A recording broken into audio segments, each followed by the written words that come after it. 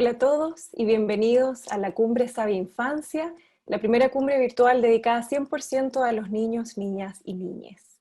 Hoy día estamos con una invitada muy especial para conversar sobre un tema que nos encanta, experta en educación y crianza consciente, Cristina Tebar.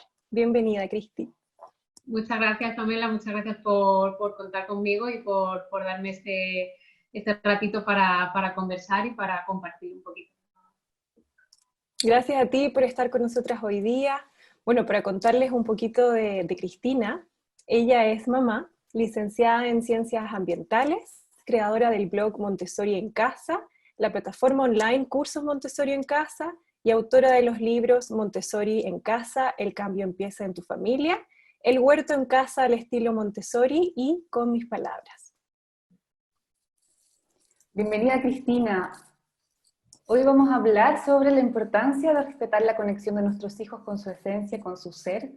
Y queremos partir, por cierto, Cristina, preguntándote sobre la filosofía Montessori, que es en el fondo tu gran expertise, ¿cierto? ¿Cuáles son sus principios básicos? Porque lo escuchamos mucho, pero no sabemos, la verdad, sabemos muy poquito al respecto. Pues yo diría que aunque uno de los pilares básicos de Montessori es el respeto, ¿no? Respetar la esencia y el potencial de cada ser humano que nace. Y sobre eso, a partir de ahí como que sale todo, ¿no? Luego en Montessori hay como muchos conceptos y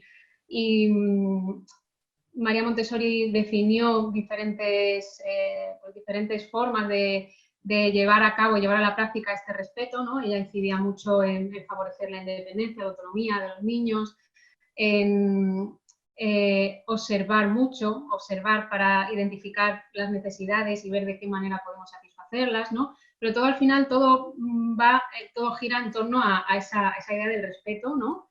De ponernos a la altura, ¿no? De que las personas adultas nos pongamos a la altura de lo que es la infancia y miremos a la infancia con otros ojos, ¿no? Y seamos capaces de tener la humildad de confiar, ¿no? Confiar en lo que la infancia puede hacer y no pensar que porque llevamos más tiempo en este mundo, tenemos más años, tenemos más experiencia y tenemos más tamaño, sabemos más, ¿no?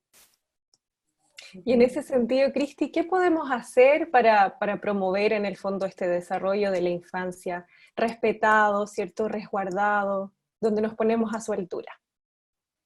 Pues una de las primeras cosas que yo siempre comento que hay que hacer es un trabajo personal, porque muchas veces cuando la gente se aproxima a Montessori, lo primero que te llama mucho la atención son los materiales, ¿no? Y las actividades y los ambientes tan bonitos. Y sobre todo con el tema de los materiales, yo siempre que alguien me dice, oye, ¿qué le compro a mi hija de 2 años? ¿O qué le compro a mi hijo de 3 años? Siempre digo, a ver, vamos a echar un poco el freno antes de comprar materiales ni nada de eso, vamos a empezar por el principio, ¿no? Porque si no estamos empezando la casa por el tejado. Lo primero que hay que hacer es un trabajo personal, ¿no? Porque nuestro papel como personas adultas es súper importante. Un material por sí solo no hace magia, no es, ay, le compro a mis hijos la torre rosa y ya se convierte en niños o niñas Montessori, ¿no?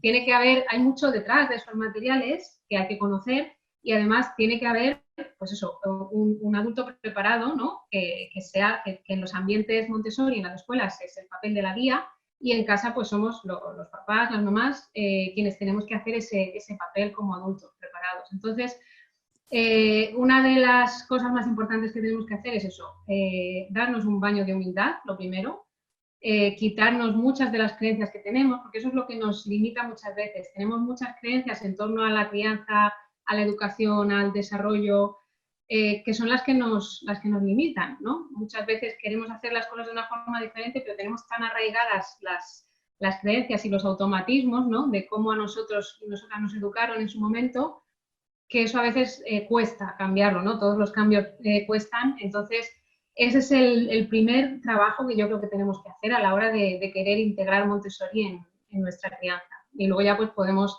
entrar un poco en lo que es crear un entorno, ¿no? Un ambiente preparado para que podamos tener, nuestros hijos o nuestras hijas puedan tener la capacidad de desenvolverse de la forma más independiente posible en casa. y pues eso, incluirles en las actividades cotidianas. Todo eso son formas también de llevar la filosofía Montessori a casa, pero si hacemos eso y no hemos hecho nuestro trabajo personal, al final no hacemos nada. O sea que eso sería un poco el primer paso. Y en esa línea, Cristina, ¿qué es lo que busca desarrollar en nosotros, verdad, la filosofía Montessori? Sabemos que los materiales que son preciosos y una vez se pierde con ellos son cierto un medio muy importante, ¿verdad? Pero, ¿qué es lo que busca desarrollar? ¿Qué tipo de seres humanos aspira en el fondo a nutrir esta filosofía? Pues María Montessori tenía un objetivo muy claro. Su objetivo no era crear unos materiales para enseñar las matemáticas de una forma maravillosa o crear un método para la lectoescritura. Eso fueron como cosas que vinieron colaterales, ¿no? Pero su objetivo principal era educar para la paz, porque ella por la situación en la que vivió, ¿no? Ella vivió a través a lo largo de su vida varias guerras, estuvo exiliada, estuvo viviendo en la India, también allí conoció a Gandhi, o sea, tuvo muchas experiencias en su vida que le hicieron darse cuenta de que la paz tenía que llegar a través de la infancia, a través de lo que hacemos y de cómo tratamos a nuestros niños y niñas. Entonces, su objetivo era educar para la paz. ¿Y eso cómo lo hacía? Pues a través de este respeto que comentaba antes, ¿no? Y luego, sobre todo, en la primera etapa, en el primer plano del desarrollo, de 0 a 6 años, ella incidía mucho, pues eso, en el respeto, en favorecer la autonomía, pero luego ya más adelante, en la etapa de los 6 a los 12 años, lo que ella llama el segundo plano del desarrollo, ahí ella desarrolló lo que se llama la educación cósmica, que es una forma de transmitir todo el conocimiento, por así decirlo, ¿no? de ofrecerles el universo, ¿no? a los niños y niñas de esa edad, ¿no? Porque en esa edad entran en lo que es la mente razonadora y tienen muchas ganas de entender el porqué, ¿no? Y de ir buscando también su lugar en el mundo. Entonces, el hecho de enseñarles, en vez de cómo se enseña tradicionalmente, que tenemos asignaturas separadas, ¿no? La educación cósmica lo que hace es dar un marco global en el que luego, nos damos cuenta de que se entrelazan todas las asignaturas, ¿no? La lengua tiene relación con la geografía tiene relación con la historia con el lenguaje también con los números. Entonces, de esa forma, tú creces sabiendo y entendiendo que todo está interconectado, que todo lo que vas aprendiendo no son cosas aisladas, ¿no? Todo tiene relación, ¿no?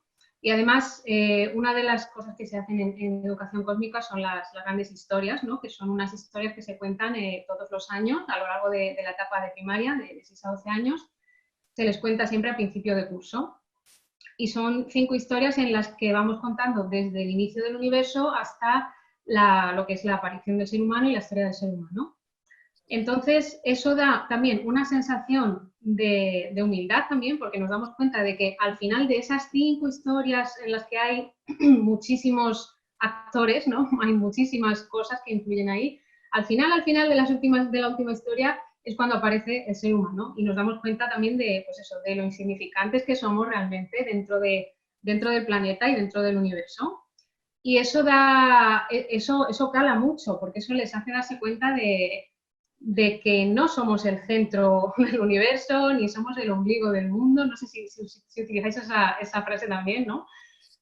Sino que formamos parte, o sea, somos una parte más dentro de una historia maravillosa y tenemos que buscar cuál es nuestra misión cósmica, ¿no? En todas esas historias vamos viendo cómo cada participante ha ido teniendo una misión, ¿no? Pues desde los primeros microorganismos que aparecieron en el océano, luego cuando aparecieron las algas, luego cada animal, como que cada uno ha ido teniendo una misión en esa historia. Entonces tenemos que ver cuál es nuestra misión como humanidad en conjunto y luego individualmente, cada persona, ¿no? Y eso hace que cuando termina esa etapa, a los 12 años, pues tenemos ya adolescentes o preadolescentes que están entrando en la adolescencia con una idea de que, a ver, yo he venido a este mundo a hacer algo, a aportar algo, ¿no? No he venido simplemente a que me aporten a mí o a pasar por aquí sin pensar, ¿no? ¿Para qué estoy aquí? No, yo voy a aportar algo y además, como en Montessori se favorece mucho que cada niño, cada niña vaya profundizando sus intereses, vaya, si quieren profundizar mucho en un tema, pues adelante, ¿no? Hay temas a lo mejor que no les interesan tanto y los tienen que aprender también, pues obviamente ahí entra la responsabilidad, ¿no? No puedes pasar por toda la etapa de primaria sin aprender a multiplicar. Obviamente, aunque no te guste multiplicar, tienes que hacerlo. Pero si además de eso, luego te gusta muchísimo la historia del arte, pues te vamos a dar tiempo y libertad para que puedas profundizar en eso, ¿no? Entonces, ¿eso qué permite? Que cada niño y cada niña se conozca muy bien, conozca sus intereses, sus fortalezas, sus debilidades, que trabajando en equipo sepan, pues eso, identificar las fortalezas y debilidades de cada parte del equipo, de cada persona y cómo el trabajo y la colaboración saca lo mejor de cada uno. O sea, hace que vayan preparándose para que en la vida adulta puedan realmente aportar, conociendo sus fortalezas y sus intereses, puedan a través de eso aportar algo positivo a la humanidad, al planeta y al universo, ¿no? Entonces es una visión como, hay gente que dice, es que eso suena como muy utópico, pero es que es así. Yo he visto adolescentes que han pasado por Montessori a lo largo de su educación y ves adolescentes con una motivación y con unas ganas de resolver problemas, de buscar soluciones a problemas muy grandes que normalmente las personas adultas pensamos que los vamos a resolver y no pensamos que, pues eso, que adolescentes de 13 o 14 años nos pueden dar soluciones que a nosotros no se nos hubieran ocurrido, ¿no? Entonces, esta es un poco la filosofía y la forma que tiene Montessori de, a lo largo del desarrollo, ¿no? Ir favoreciendo que cada ser humano encuentre su lugar, encuentre su misión cósmica, ¿no? Y encuentre su lugar en el mundo y su forma de contribuir. Y qué relevante, Cristina, esta mirada que nos aporta Montessori justamente en este momento que estamos viviendo como humanidad, ¿cierto? Que en sí mismo estamos como recibiendo una lección de humildad de lo que significa ser un ser humano en este planeta, ¿cierto? Y hoy día estamos, bueno, como un poco a la merced, ¿cierto? De un cuasi organismo, un virus, ¿cierto? Sin que tengamos mucho como capacidad de controlar la situación, etcétera. Eso por un lado, y por el otro lado también descubriendo la importancia de resolvernos como una red de personas, como que ya no basta que yo esté bien, pero si mi compañero está enfermo, entonces yo enfermo igual. En el fondo nos está toda esta crisis sanitaria obligando a entendernos de otra manera. Y pensando un poco en esta lógica de la educación cósmica y la educación para la paz, parece como del todo relevante hacerle doble clic y mirar en el fondo qué nos ofrece la filosofía Montessori para poder entender este momento para nosotros, ¿cierto? Y de qué mejor manera podemos abordarlo. Entonces ahí la pregunta es, en estos momentos de pandemia, ¿cierto? Si nos pudieras ahí dar algunos consejos, ¿cómo integrar la filosofía Montessori? ¿Qué enseñanzas más importantes podemos en el fondo llevar a nuestros hogares para hacer que este tránsito que tenga algún sentido, que no sea tan doloroso, ¿cierto? Pues yo creo que es importante que hagamos partícipes a nuestros hijos e hijas de lo que está pasando, ¿no? Porque a veces tenemos un poco la tendencia de en situaciones de crisis o de malas noticias e intentar ocultarlo, intentar mantenerlos al margen.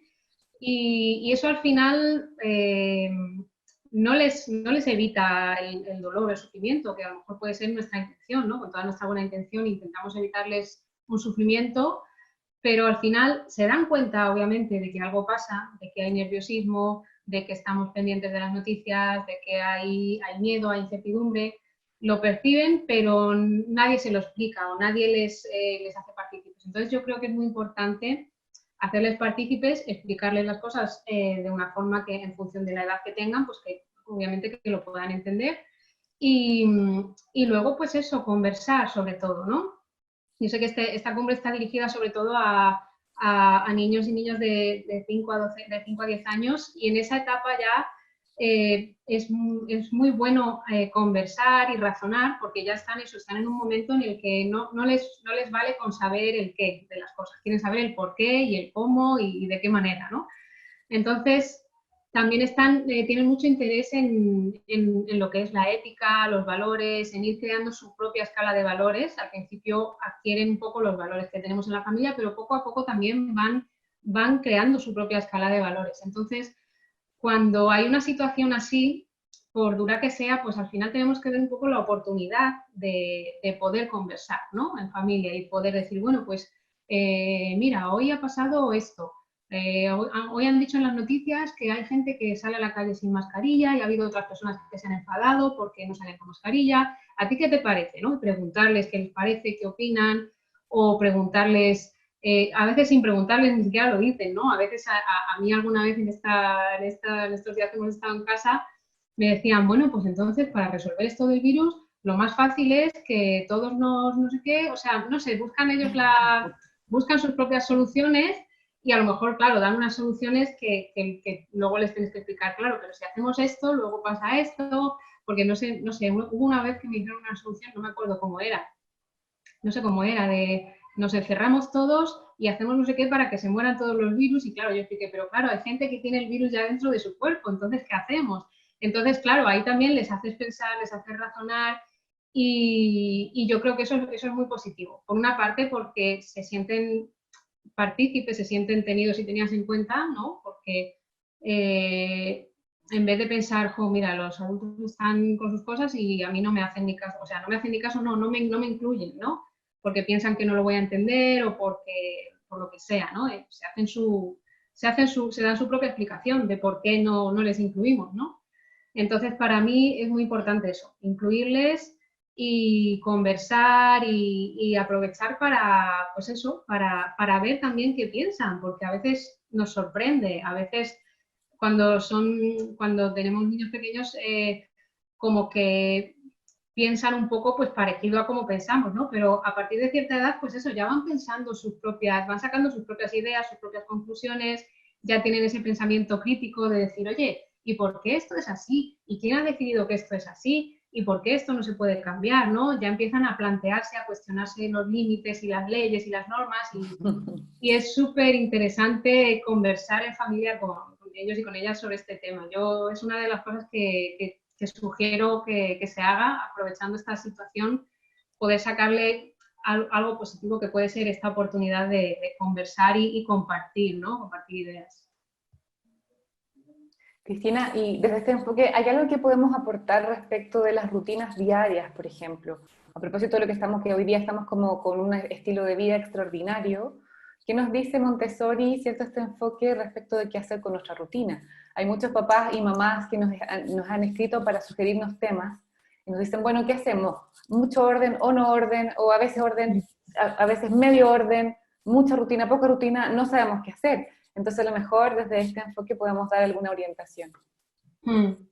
Sí, es verdad que el tema de las rutinas es importante, y a mí me preguntan bastante también sobre ese tema. Rutinas y límites es como dos de los temas estrella. Y el tema de las rutinas, sobre todo en esta situación, yo creo que es importante mantener rutinas, pero siempre, igual que antes, igual que en cualquier situación, yo creo que tienen que ser flexibles. Y es mejor que las rutinas sean sencillas y que el orden sea sencillo, ¿no? Porque si no puede pasar, pues eso, o nos vamos al extremo de mucho orden, o luego de repente nos cuesta tanto mantener el orden que nos vamos al otro extremo de nada de orden y entramos en el caos, y cuando nos hartamos del caos, otra vez volvemos a mucho orden, ¿no? Vamos como un péndulo, ¿no? Entonces es mejor quedarse un poco en el centro y buscar rutinas que nos ayuden a fluir un poquito en el día a día, a que funcione pues eso, la rutina y el día a día familiar, sea el que sea, porque ahora en casa pues hay diferentes situaciones. Hay quien está teletrabajando, hay quien tiene que salir a trabajar fuera, depende de la edad que tengan, ¿no? Los niños y niñas pues tienen clases online con el cole, o no tienen clases pero tienen que hacer trabajos. Entonces, bueno, en función de cada familia, ver qué rutinas nos pueden ayudar a que todo sea más fluido, a que podamos estar a gusto, toda la familia, mantener la casa dentro de un orden. Obviamente, estando todo el día en casa, el orden perfecto no existe, porque siempre hay pues juguetes por en medio, siempre hay cosas, ¿no? Siempre hay actividad, y la actividad es desorden. Pero Sí que, por ejemplo, pues decir, venga, pues aunque durante el día haya desorden, antes de irnos a la cama vamos a dejarlo recogido, ¿no? Tener un poco algunas normas que sean sencillas y que sean fáciles de respetar y de mantener, porque si no, si ponemos muchas normas, al final es más difícil mantenerlas y se nos quedan por el camino. Entonces yo sugiero que sí que haya rutinas, pero que sean flexibles. ¿Y qué otras dificultades en ese sentido has observado tú o conoces, estamos hoy día experimentando, ¿cierto? A propósito de la pandemia, pero también fuera de la pandemia, cuando tratamos de llevar esta metodología a la casa, ¿con qué piedras de tope, decimos nosotros, ¿cierto? Nos encontramos para poder aplicarlo en el hogar.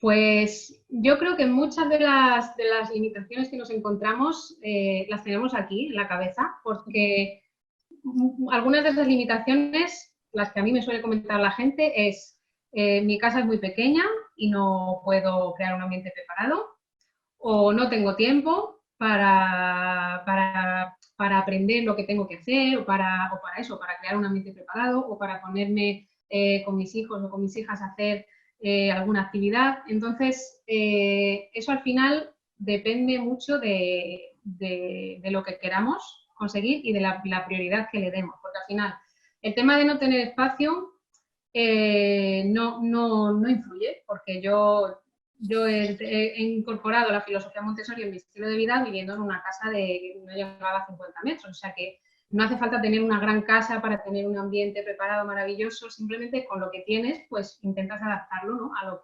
a las necesidades que ves que hay.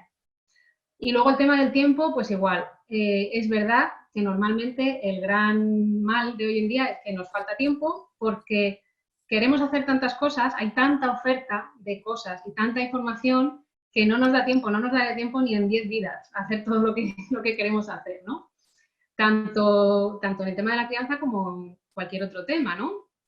Pero yo siempre propongo que te tomes el tiempo más como a qué lo dedicas, ¿no? Que veas prioridades, que pienses qué haces con el tiempo que hay entre las 24 horas del día, ¿no? Bueno, quitando las que utilizas para dormir, el resto del día, ¿a qué dedicas tu tiempo?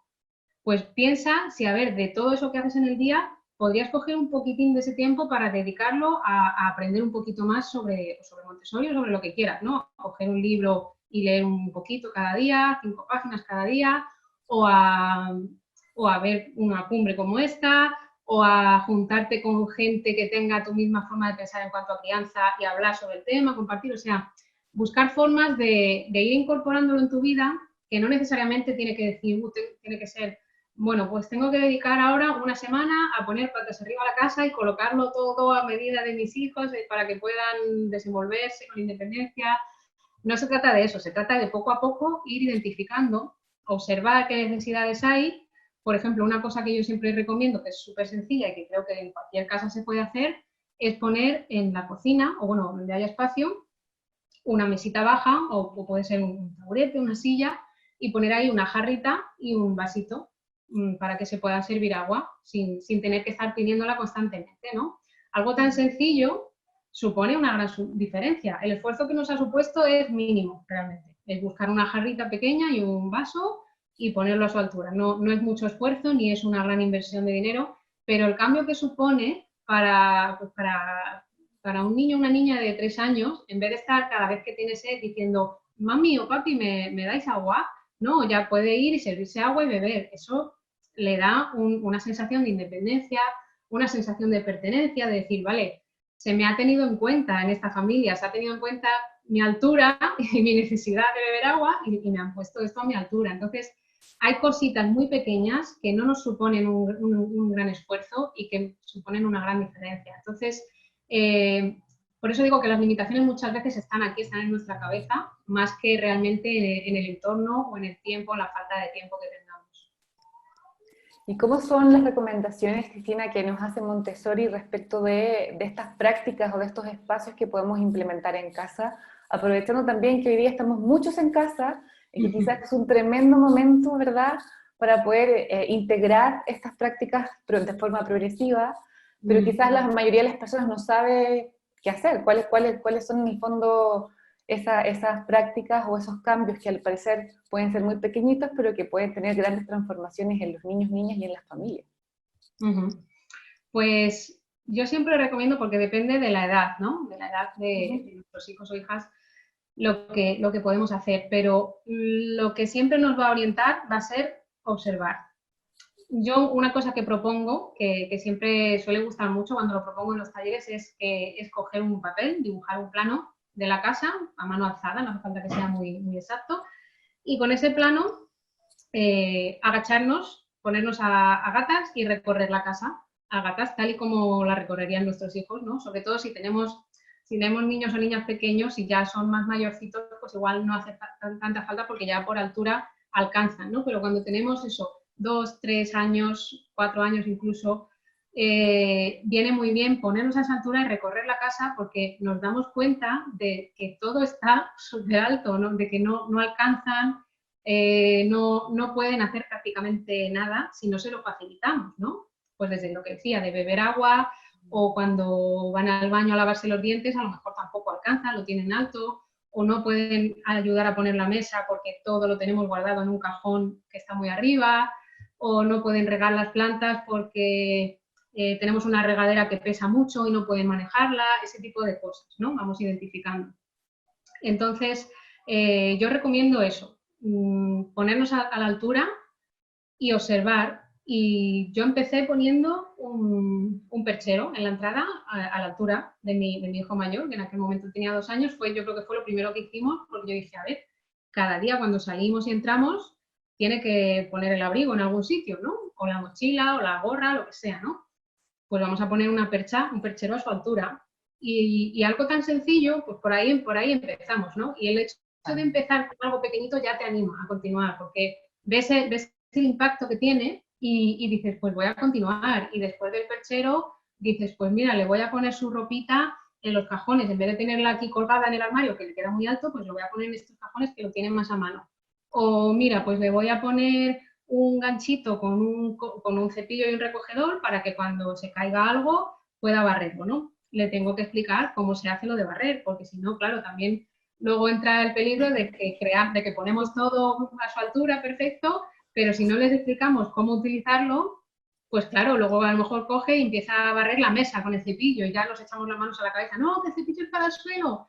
Claro, obviamente tenemos que explicar para qué sirve cada cosa y explicar, mira, pues lo hacemos así y cuando terminamos lo volvemos a poner en su lugar, ¿no? Es importante también que luego sepan que hay que volver a recogerlo porque eso favorece el orden, que es uno de los pilares también que se trabajan mucho en Montessori. Entonces yo recomendaría un poco eso, observar qué podemos hacer, qué cambios podemos hacer para facilitar un poco la independencia y la autonomía en casa y luego favorecer también el orden. Si tenemos, por ejemplo, yo también otra de las primeras cosas que hicimos fue cambiar, teníamos la típica caja con un montón de juguetes dentro, pues en vez de eso lo cambiamos por una estantería y ya pusimos los juguetes ordenados, separados entre sí, que queda mucho más ordenado, mucho más atractivo y como que da más valor, ¿no? En vez de, pues todo lo meto aquí en la caja, todo junto, no, pues es como, está como expuesto, como si fuera una exposición, ¿no? Es como que le das valor también a cada objeto. Entonces eso también,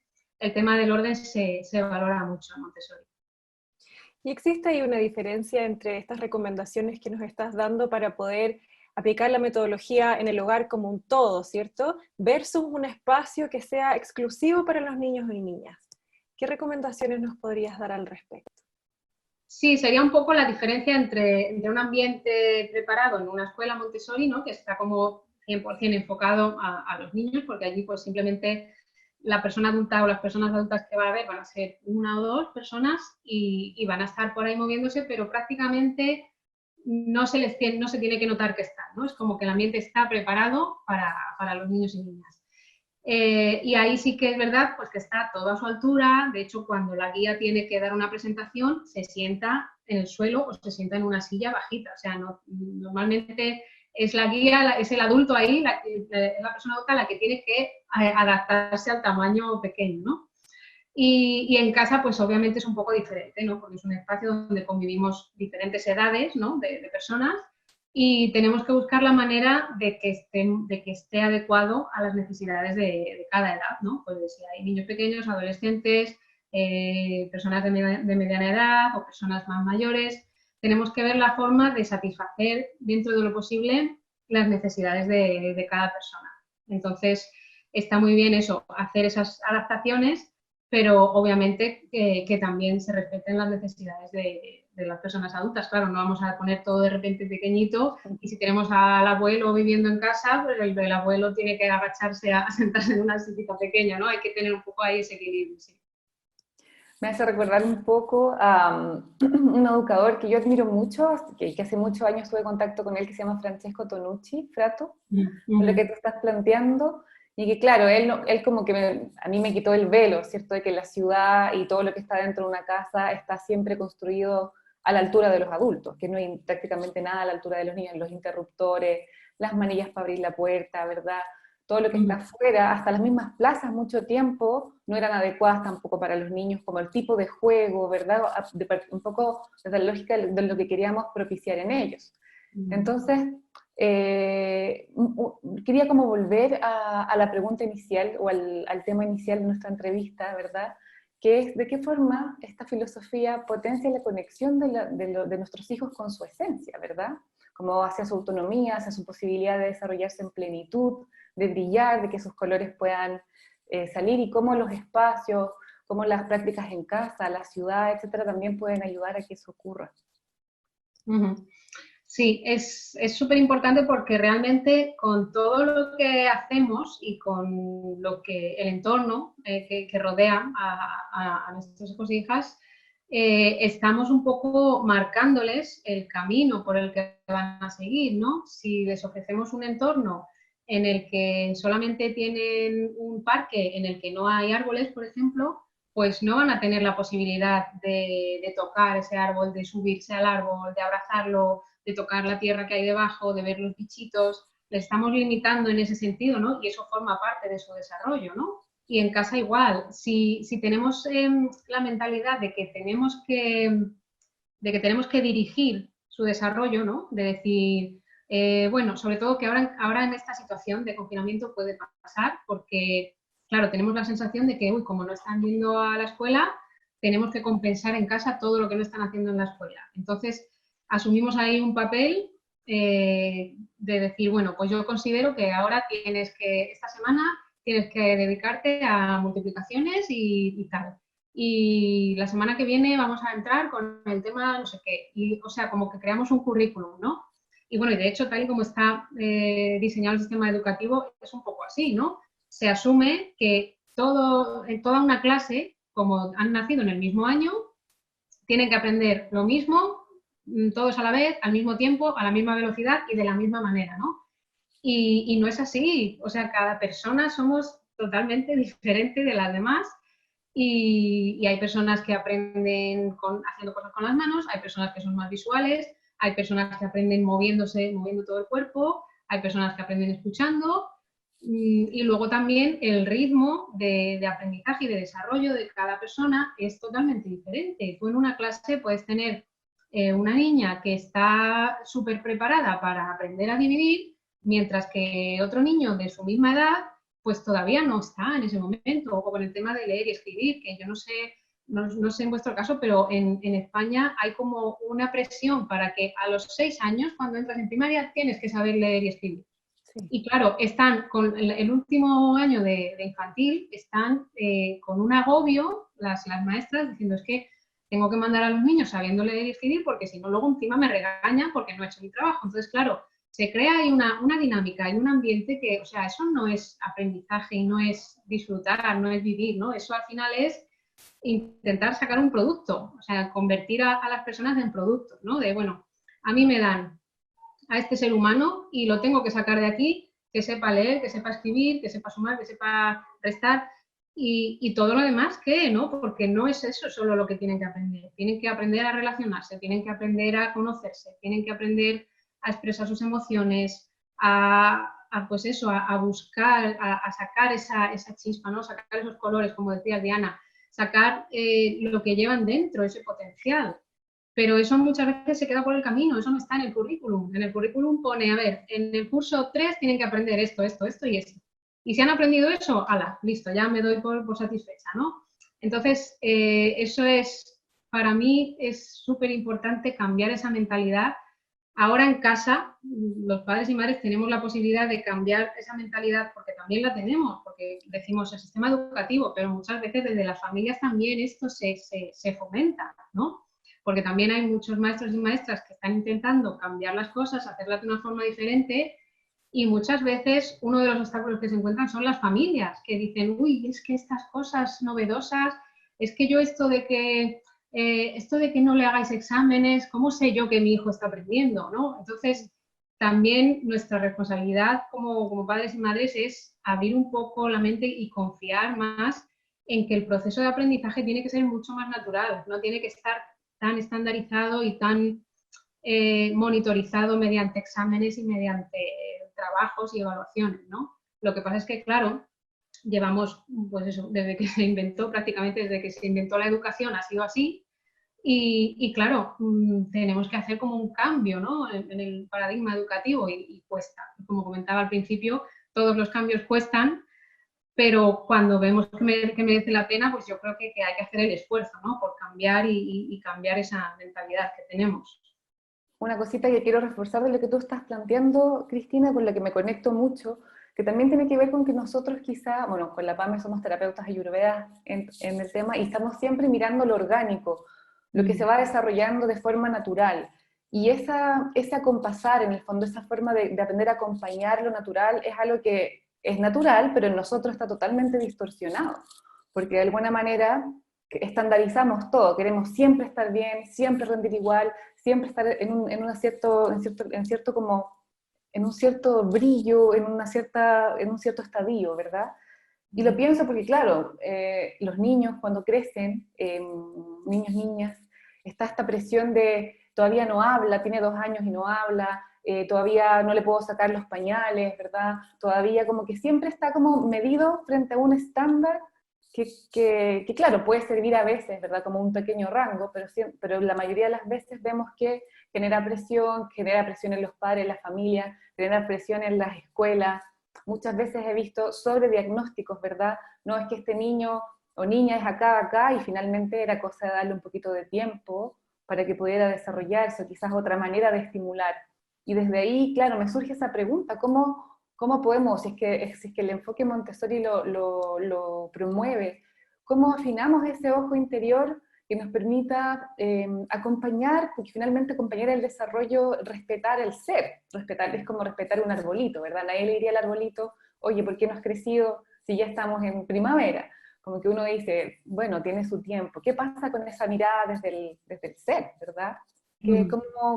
¿Cómo lo puede promover esta filosofía? Me encanta eso que has dicho del arbolito porque es un ejemplo que utilizo yo también mucho. Me gusta mucho el comparar el desarrollo de una persona humana con el desarrollo de una planta, ¿no? De decir, tú a una planta no le dices cuándo tiene que florecer o de qué color tienen que ser sus flores o cuántas flores tiene que sacar. Y con los niños y niñas sí lo hacemos. Sí pensamos que tienen que hacer ciertas cosas a cierta edad, ¿no? Entonces, en Montessori lo que se hace es que todo es muy individualizado, ¿no? En un ambiente Montessori, en una escuela, la guía observa individualmente a cada niño, a cada niña, y le va ofreciendo los materiales, las actividades, los trabajos que cree que necesita en ese momento, ¿no? Entonces, claro, eso desde el punto de vista de la educación tradicional es como, uff, qué locura, ¿cómo voy a hacer eso si tengo 25 niños en clase, ¿no? Claro. Pero al final es cuestión de cambiar la forma de trabajar, porque se puede hacer, porque de hecho María Montessori en un principio las casas de niños, las casas de bambini que ella creó, había normalmente una guía, a lo mejor había un asistente, o a lo mejor había 2 personas adultas con 35 o 40 niños, o sea que por tema de ratio no es el problema, que hoy en día, por lo menos aquí en España, hay como mucha obsesión con las ratios, con que tiene que haber cierto número de alumnos, con cierto número de maestros o maestras, pero yo creo que es cuestión de cambiar la forma de trabajar. ¿Qué pasa? Una guía Montessori no tiene que estar constantemente con los 25 o la cantidad de niños o niñas que tenga, ¿no? Simplemente tiene que organizarse, tiene que tener una organización y un seguimiento para saber, vale, pues a esta niña le presenté el otro día este material y veo que ahora mismo está trabajando, pues perfecto, pues hoy no necesito hacer nada con esta niña porque ella está trabajando ya independientemente. Pues ahora voy a presentar este material a este otro niño y voy a notar que aquella otra niña está interesada en esto, pues le voy a presentar luego este otro material. Claro, es un trabajo mucho más intenso, no es, y para el que tienes que tener muchísima más presencia. No puedes llegar, abrir el libro de texto, venga, todos en la página 15, vamos a hacer, claro, no quiero que parezca que estoy menospreciando el trabajo de los maestros y maestras en la escuela tradicional, porque sé que tiene también mucho trabajo, que hacen sus programaciones y tal, pero el cambiar la forma de trabajar, en vez de llegar y pretender que todo el grupo haga lo mismo, haga el mismo libro por la misma página y haga lo mismo, cambiar eso por, vale, a ver, ¿en qué punto está cada una de estas personas que tengo a mi cargo y de qué manera puedo yo satisfacer las necesidades? Obviamente va a haber va a haber momentos en los que no puedas satisfacer las necesidades al 100%, porque eso es imposible, ¿no? Pero ahí es donde está un poco, yo creo que ahí ya eso entra en la experiencia. Al principio, que de hecho lo comentan muchas guías Montessori, cuando sales de la formación dices, vale, ¿y ahora qué hago, no? ¿Ahora por dónde empiezo? Tengo aquí, me hago un cuadrante con los nombres de todos los niños y niñas y me apunto lo que le voy presentando cada día y en qué punto están. Y claro, y tienes también que buscar tiempo para observar, ¿no? Hay ciertos momentos en que están trabajando de una forma ya independiente, porque las presentaciones son muy cortitas y una vez que has presentado el material, una de las normas de Montessori es que tú puedes trabajar con cualquier material que te hayan presentado siempre que quieras, siempre que esté disponible, porque solo hay un material de cada. Entonces, si lo está utilizando otro niño o otra niña, pues tienes que esperar. Y que cuando terminas de utilizarlo, lo vuelves a poner en su sitio para que esté disponible. Entonces, al principio, claro, al principio tienes que presentar mucho, porque al principio de curso todavía no les has presentado nada, ¿no? Pero ahí entra también una parte importante de Montessori, que es la mezcla de edades. En Montessori las clases son de 3 en 3 años, ¿no? Pues tenemos de 3 a 6, de 6 a 12 normalmente se divide en 6, 9 o 9, 12, pero a veces también puede estar todo junto, ¿no? Y entonces, si tienes una clase con niños y niñas entre 3 y 6 años, pues también los mayores enseñan a los pequeños muchas veces. Entonces, ahí es donde se produce también una magia de la socialización que hay en ese grupo, en la que alguien que ya sabe algo se lo puede enseñar a otra persona, a otro niño, a otra niña que no sabe todavía. Y eso también refuerza su aprendizaje. Cuando tú enseñas algo a otra persona, estás reforzando tu propio aprendizaje. Entonces, es una manera muy bonita también de que se produzca el aprendizaje y de una manera, pues eso, más individualizada, más adaptada a las necesidades de cada niño y niña en cada momento de su desarrollo. Y a lo mejor tienes una niña que está durante 2 semanas trabajando con el mismo material, ¿no? Y eso a veces incluso para los padres y madres puede ser inconcebible. Es decir, ¿cómo que mi hija lleva 2 semanas trabajando con este material y entonces no avanza? ¿No? ¿Qué pasa? ¿Pasa algo? ¿Hay un problema? ¿Me tengo que preocupar? Y no hay que preocuparse, simplemente está perfeccionando una habilidad o está muy atraída por ese material, por lo que sea, y cuando termine con ese material y se sienta satisfecha, pues pasará a otra cosa y no tenemos por qué tener esa sensación de, venga, hoy hemos hecho esto, pues venga, mañana lo otro, mañana lo otro, mañana lo otro, ¿no? Confiar en que cada ser humano tiene dentro esa guía interna, ¿no? O ese maestro interno, que nos guía, ¿no? Nos guía en nuestro desarrollo y las personas adultas muchas veces hemos desconectado, ¿no? con esa guía interna, con esa esencia y nos cuesta muchísimo volver a reconectar. Yo, por ejemplo, pues eso, mucha gente con la que hablo de mi edad, ahora mismo pues estamos haciendo meditación, haciendo coaching, haciendo 1000 cosas para volver a reconectar, ¿no? con esa esencia, con ese ser con el que estábamos 100% conectadas cuando nacimos, pero por el camino hemos ido perdiendo esa conexión porque siempre nos han estado diciendo, no, ¿te apetece hacer esto ahora? No, pero es que tienes que hacer esto otro. Y ahora, ¿te apetece hacer esto? No, pero es que es más importante que hagas esto, ¿no? O la típica discusión de, ¿te apetece estudiar una carrera de artes? No, pero es que eso no te va a dar de comer. Mejor estudiate una carrera de ciencias o mejor hazte abogada porque va a tener más salidas, ¿no? Todos esos mensajes y toda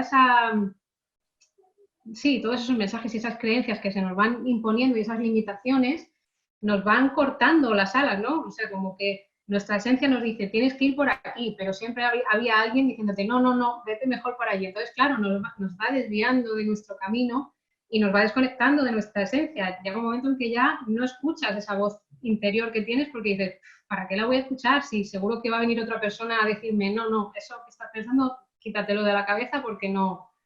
Entonces, es muy importante eso, respetar esa, o sea, dejar que nuestros niños y niñas escuchen, sigan escuchando esa voz interior, que sigan teniendo esa conexión con su esencia, para que luego cuando sean personas adultas no tengan que hacer este gran esfuerzo que estamos teniendo que hacer para recuperar, reconectar, ¿no? Para que ya durante toda su vida mantengan esa conexión, porque además eso es lo que te hace ser una persona íntegra y feliz y poder aportar al mundo, porque cuando tú tienes esa conexión con tu esencia, es mucho más fácil que descubras cuál es tu vocación, que descubras cuál es tu misión en la vida, que descubras cómo puedes aportar algo a los demás, ¿no? Que no te muevas solamente por tu propio interés, sino que veas cómo con lo que tú haces puedes aportar. Entonces, todo eso va muy integrado dentro de la filosofía Montessori y claro, son pequeños detalles, como pues, todos estos que he comentado, que día a día van haciendo que, pues eso, que los niños y niñas mantengan esa conexión con su esencia.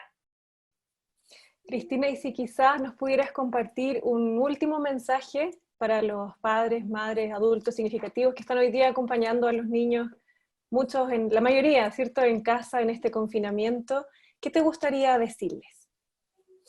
Pues sobre todo que mucho ánimo y mucha autocompasión, porque también uno de los grandes problemas que tenemos, que no lo he comentado antes, pero un gran problema que tenemos hoy en día es que nos exigimos mucho, nos sentimos culpables por todo lo que hacemos, porque sobre todo a mí, o sea, creo que ya me pasaba un poco antes, pero desde el momento en que me convertí en madre, más todavía. Ya cualquier cosa que haces, tienes ahí esa duda de lo estaré haciendo bien, lo estaré haciendo mal, o cuando ya tienes la certeza de que lo has hecho mal, te sientes fatal, te culpabilizas, y en vez de ver un aprendizaje ahí, pues te quedas atascada en la culpa, ¿no? Pues eso, en sentirte mal.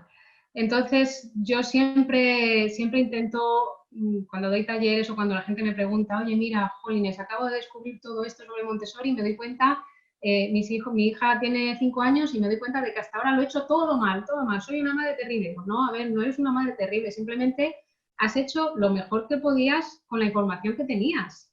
Nadie puede poner eso en duda y tú misma no tienes que ponerlo en duda.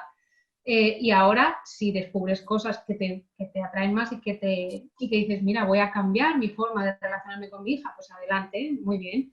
Pero no tengas esa sensación de culpa de, hasta ahora lo he hecho mal, ¿no? O cuando ya tenemos claro que queremos educar de una forma y hay días, obviamente, que tienes un mal día y que dices, yo tengo claro que yo no quiero gritar a mis hijos. Los gritos en mi casa no quiero. Pero hay días que te sale un grito, que tienes un mal día, estás cansada, estás nerviosa o lo que sea, ¿no? Y se te escapa el grito. Y después dices, hay que ver, ya he gritado, ya lo estoy haciendo mal, que yo no quiero hacerlo así, que yo quiero cambiar.